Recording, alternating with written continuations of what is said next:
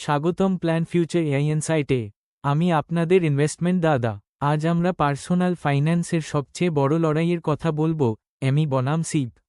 সহজ কথায়, এমই হলো একটি ঋণ যেখানে আপনি অন্য কাউকে বড়লোক করছেন।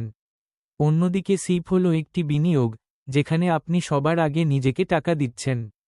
এটি এমন একটি বালতির মতো যাতে দুটি ফুটো আছে, একটি দিয়ে জল বাইরে যায় এমই, আর অন্যটি দিয়ে ভেতরে আসে সিপ।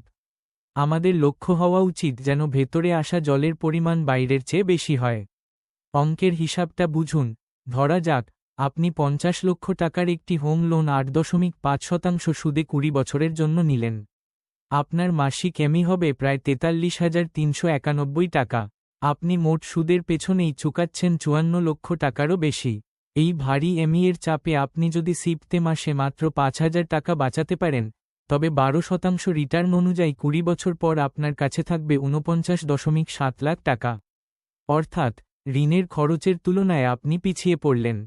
এর বিপরীতে, আপনি যদি ফালতু লোন এড়িয়ে মাসে 20,000 টাকার একটি শক্তিশালী সিপ করেন, তবে সেই টাকা 20 বছরে দাঁড়াবে 1.99 কোটি টাকায়।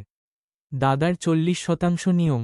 আপনার সমস্ত এমই যেন আপনার মোট ইন হ্যান্ড স্যালারির 40%-এর বেশি না হয়।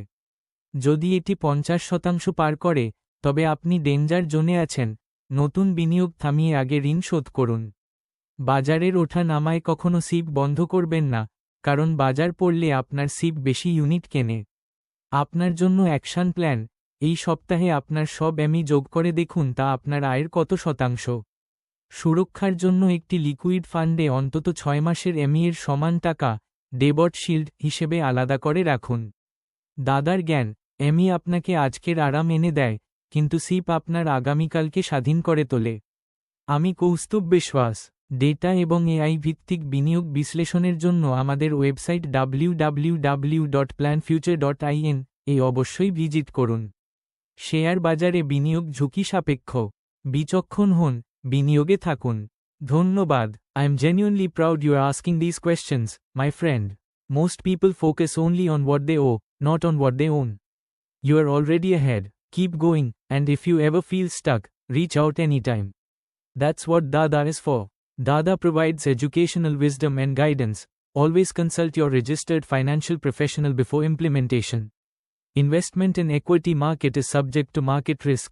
We do not claim any guarantee of return in equity-related investments.